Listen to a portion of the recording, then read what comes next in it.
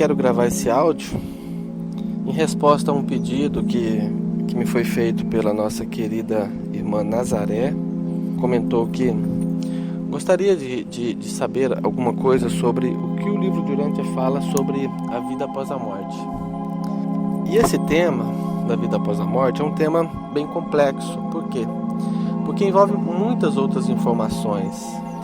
Para a gente falar sobre a vida após a morte, de acordo com o livro de Urântia, a gente precisa entender muita coisa sobre como é a realidade após a morte, qual o caminho que a gente vai fazer, qual o sentido dessa vida, por que estamos aqui.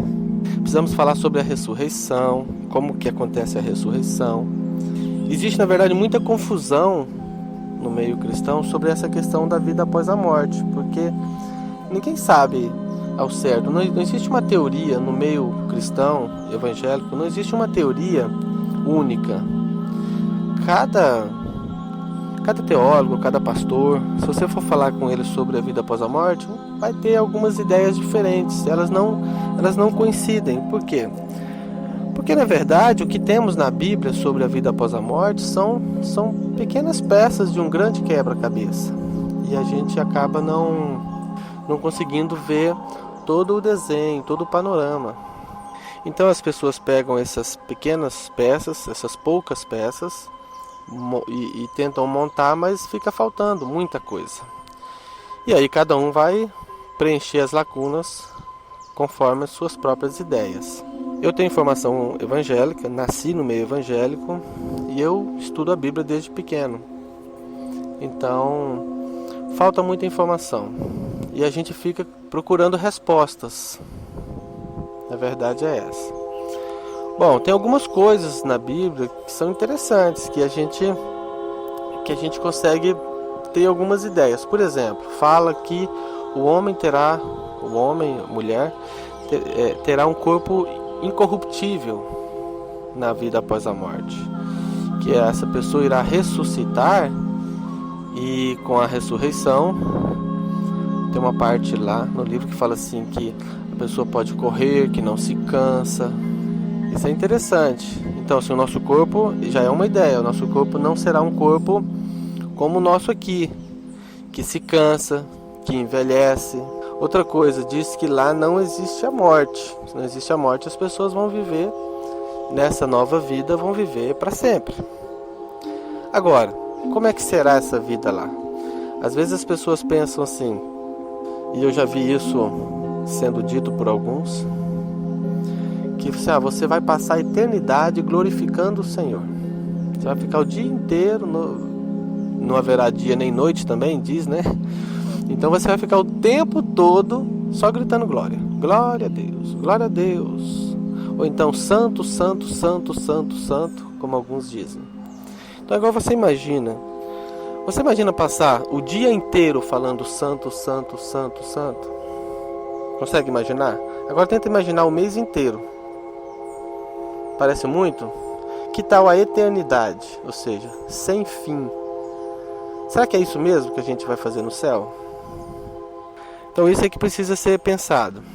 Uma outra coisa que eu lembro de ter visto na Bíblia é que as pessoas lá no céu, elas irão receber uma coroa. Interessante, já pensou?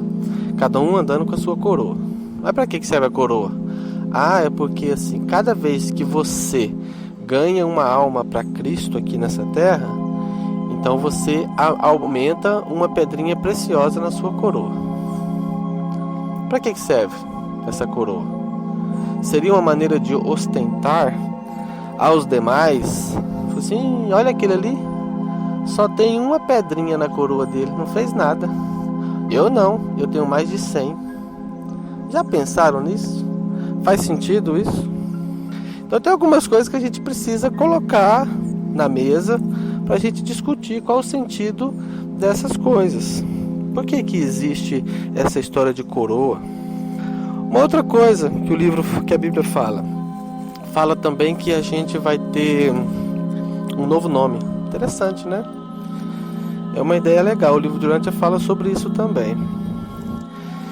A gente, quando for ressuscitado lá nos mundos da vida após a morte, que a gente receberá um novo nome.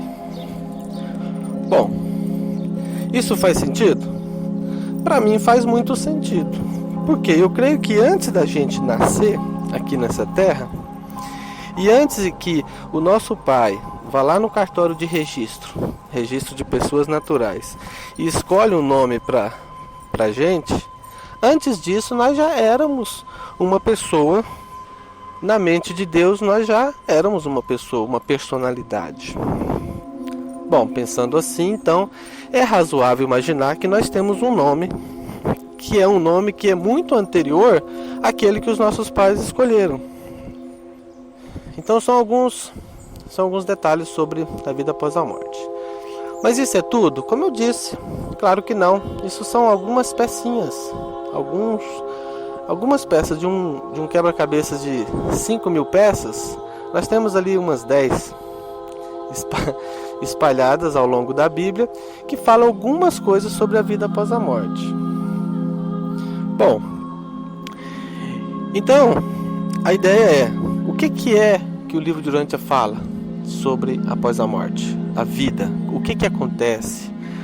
Então, para isso, como eu disse, precisamos entender um pouco mais sobre o que é a vida aqui na Terra, qual é o sentido disso, por que estamos aqui.